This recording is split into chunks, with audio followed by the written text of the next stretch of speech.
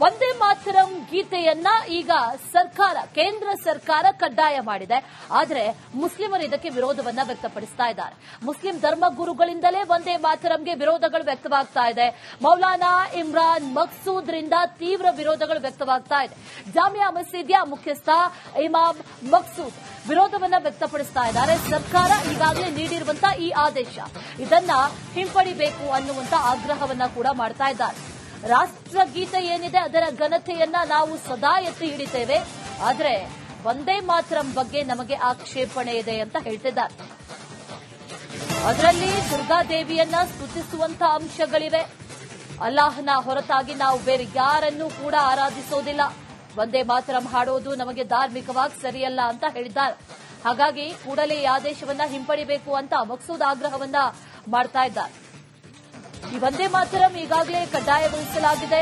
ಸಾರ್ವಜನಿಕ ಕಾರ್ಯಕ್ರಮಗಳಾಗಿರಬಹುದು, ಅದರ ಜೊತೆಯಲ್ಲಿ ರಾಷ್ಟ್ರಪತಿ ಆಗಮನ ಆಗಿರಬಹುದು. ಇಂಥ ಒಂದಷ್ಟು ಸಂದರ್ಭಗಳಲ್ಲಿ ಮೊದಲಿಗೆ ವಂದೇ ಮಾತರಂ ಗೀತೆಯನ್ನ ನುಡಿಸಬೇಕು. ಆ ನಂತರದಲ್ಲಿ ಕಾರ್ಯಕ್ರಮದ ಕೊನೆಯಲ್ಲಿ ರಾಷ್ಟ್ರಗೀತೆಯನ್ನ ನುಡಿಸಬೇಕು, ಜನಗಣ ಮನ ನುಡಿಸಬೇಕು ಅನ್ನುವಂಥ ನಿಟ್ಟಿನಲ್ಲಿ ಈಗಾಗಲೇ ಕೇಂದ್ರದಿಂದ ಬಂದಿರುವಂತಹ ಆದೇಶ. ಆದರೆ ಈ ಆದೇಶಕ್ಕೆ ಸಾಕಷ್ಟು ವಿರೋಧಗಳು ವ್ಯಕ್ತವಾಗ್ತಾ ಇದೆ. ಮುಸ್ಲಿಂ ನಾಯಕ ಮಕ್ಸೂದ್ ಈಗ ಇದಕ್ಕೆ ವಿರೋಧವನ್ನ ವ್ಯಕ್ತಪಡಿಸಿರೋದು ಏನ್ ಹೇಳ್ತಾ ಇದ್ದಾರೆ ಬನ್ನಿ ನೋಡ್ಕೊಂಡು ಬರೋಣ. वंदे मातरम के इस तराने में बास देवी देवता की पूजा के सिलसिले में अशआर जिक्र किए गए हैं और इसी तरह दुर्गा जो माता है उसको अपना माबूद समझकर उसकी इबादत करने की बात कही गई है। उस वजह से हमारे उलमा ने बिल्कुल वाज़ेह तौर पर ये बयान दे दिया कि आप अगर पढ़ना चाहें, हमारे गैर मुस्लिम भाई इसे पढ़ना चाहें शौक से पढ़ें, हमारे लिए कोई एतराज की बात नहीं है। लेकिन बहैसियत मुसलमान इस गीत को राष्ट्र गीत बनाना और एक नेशनल गीत बनाकर हम पर जबरदस्ती थोपना ये हमारे लिए काबिल कबूल नहीं है। वंदे मातरम के इस तराने में बास देवी देवता की पूजा के सिलसिले में अशआर जिक्र किए गए हैं और इसी तरह दुर्गा जो माता है उसको अपना माबूद समझकर उसकी इबादत करने की बात कही गई है। उस वजह से हमारे उलमा ने बिल्कुल वाज़ेह तौर पर ये बयान दे दिया कि आप अगर पढ़ना चाहें, हमारे गैर मुस्लिम भाई इसे पढ़ना चाहें शौक से पढ़ें, हमारे लिए कोई एतराज की बात नहीं है। लेकिन बहैसियत मुसलमान इस गीत को राष्ट्र गीत बनाना और एक नेशनल गीत बनाकर हम पर जबरदस्ती थोपना ये हमारे लिए काबिल कबूल नहीं है। ಇದೇ ವಿಚಾರಕ್ಕೆ ಸಂಬಂಧಪಟ್ಟಂತೆ ಡೀಟೇಲ್ಸ್ ಅನ್ನ ಕೊಡ್ತಾ ಹೋಗ್ತಾರೆ ನಮ್ಮ ಪ್ರತಿನಿಧಿ ಹನುಮಂತು.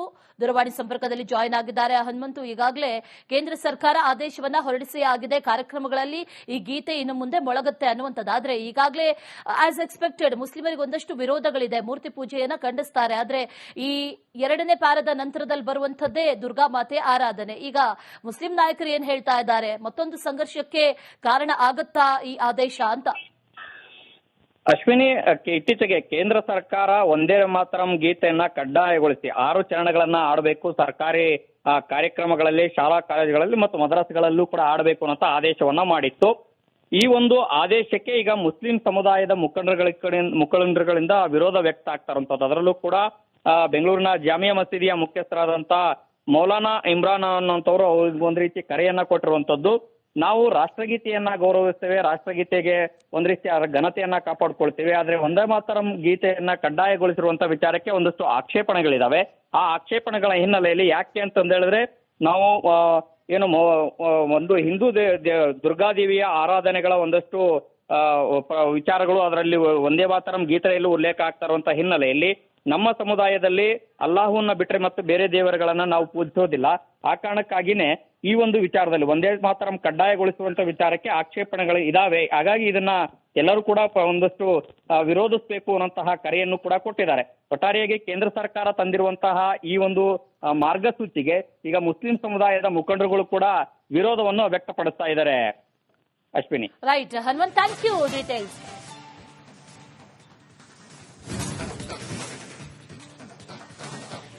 ವಂದೇ ಮಾತರಂ ಗೀತೆಯನ್ನ ಈಗ ಕೇಂದ್ರ ಸರ್ಕಾರ ಕಡ್ಡಾಯ ಮಾಡಿದೆ. ಆದರೆ ಮುಸ್ಲಿಮರು ಇದಕ್ಕೆ ವಿರೋಧವನ್ನ ವ್ಯಕ್ತಪಡಿಸ್ತಾ ಇದ್ದಾರೆ. ಮುಸ್ಲಿಂ ಧರ್ಮಗುರುಗಳಿಂದಲೇ ವಂದೇ ಮಾತರಂಗೆ ವಿರೋಧಗಳು ವ್ಯಕ್ತವಾಗ್ತಾ ಇದೆ. ಮೌಲಾನಾ ಇಮ್ರಾನ್ ಮಕ್ಸೂದ್ರಿಂದ ತೀವ್ರ ವಿರೋಧಗಳು ವ್ಯಕ್ತವಾಗ್ತಾ ಇದೆ.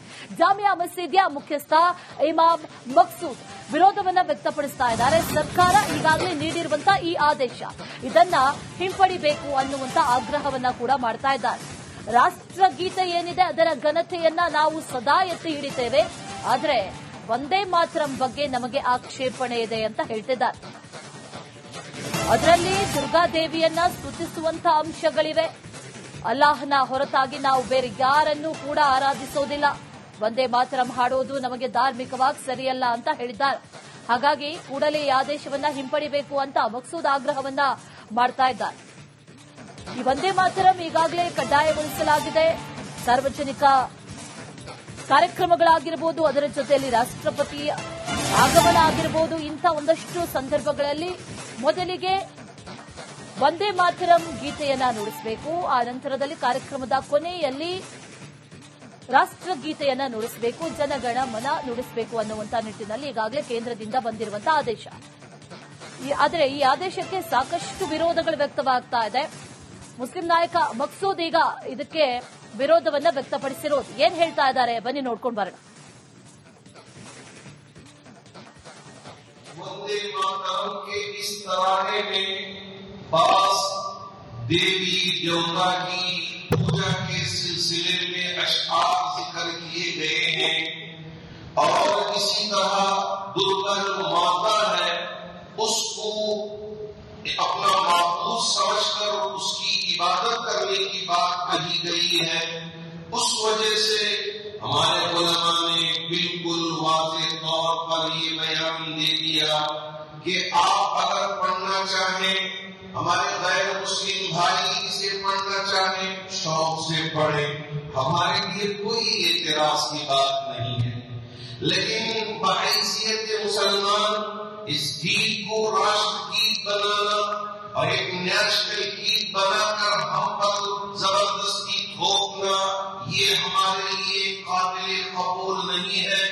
वंदे मातरम के इस तराने में पास देवी देवता की पूजा के सिलसिले में अशआर जिक्र किए गए हैं और इसी तरह दुर्गा जो माता है उसको अपना माबूद समझकर उसकी इबादत करने की बात कही गई है।